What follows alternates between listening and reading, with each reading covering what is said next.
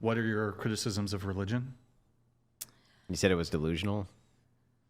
Yeah, I would definitely say so. I think it is wildly illogical to me from my perspective.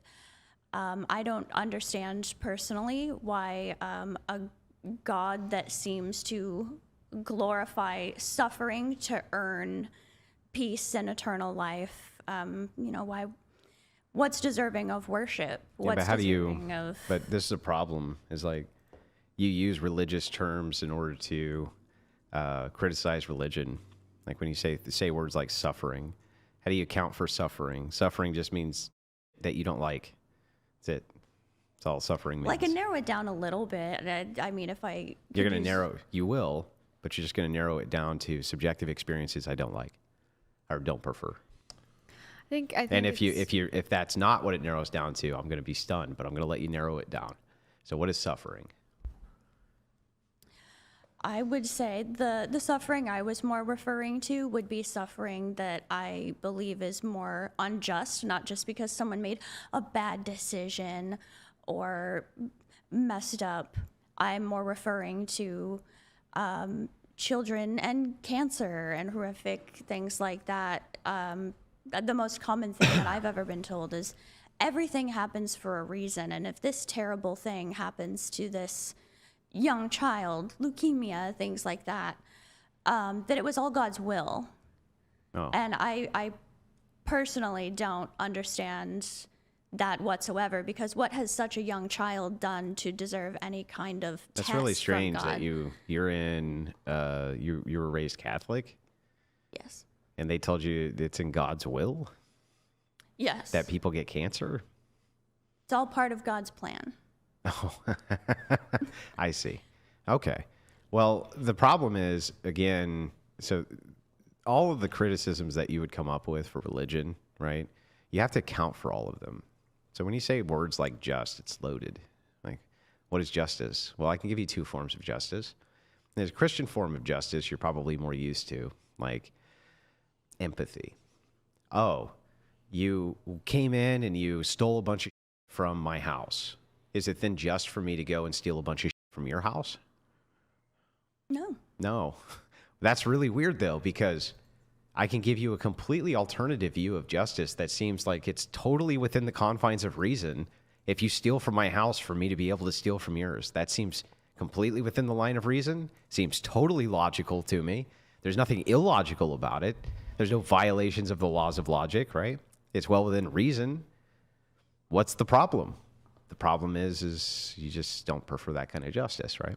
Sure. I'm also not 100% clear on some of the differences between Catholic and Christian teachings. You know, I can say... Well, Catholics are Christians, I would say. I've been told by a few people that there's like some different teachings or how they're interpreted personally. So I'm totally... People will not consider them to be Christians. Yes, that's true. Okay. Non-denom. So if there's... I would just largely chop it up to three. There'd be...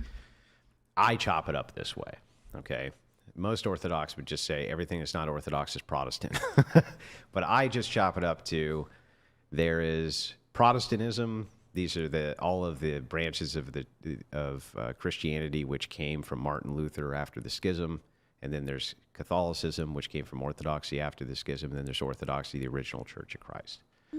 So that's how I would view it, right? So how do you... I mean, I've read most of the Old Testament. I haven't finished it, some of the new one. But when it comes to science and religion, I know that's always like such an annoying topic. But how do you justify the Bible through that? Well, science can't make claims about the metaphysical. Like science can't tell you if there are or not ghosts. No. It can only test whether or not there are or not ghosts here, but right? It can't but it's not going to make ought claims, right? It's not going to make any. It just doesn't test for that. So, right. If I wanted, so if you're doing a scientific experiment, it's got to be falsifiable, right? That's what makes it. So, the thing is we're going to start with an observation. In this case, you're going to observe. You think there's a ghost. Let's say you think there's one, right? So then your hypothesis is like, I don't know, there's an ethereal realm and this person hasn't passed on yet, right? Something like this. And then you're going to conduct an experiment. Let's say you go and you get equipment and you come up with electronic voice phenomenon, right? And you're trying to catch the spirit's voice on that or some, right? So you can even say like ghost hunting could be a rigorous scientific endeavor. It doesn't sound like one though, does it? You know what I mean? It's not really designed to answer those kinds of questions. That's not what it's there to do. I just mean in terms of like, it says the earth was created 6,500 years ago or something. Well, that's young earth creationism. But Isn't the thing that is, part of...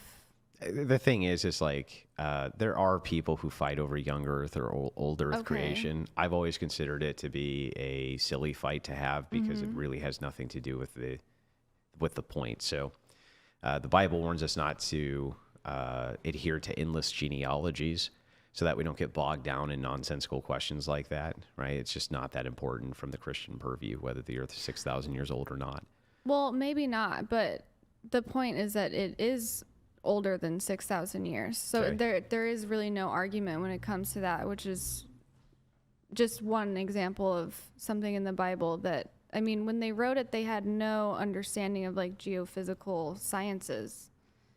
So they understood a lot more than people think. Like, I hear people say they didn't really understand things very well, but and one of the things I hear all the time is like, well, they didn't understand where babies came from. It's like, but the whole Old Testament is filled with his seed will go Right. into her. You know what I mean? And I'm like, I think they kind of got where babies came from. But what about like when they said that plant life was made before the sun? That was before we had an understanding You of mean in Genesis? of photosynthesis. Yeah, I don't know what the exact verbiage is in Genesis for which in the creation story, which thing came first. It was plant life and then sun. Okay, sure.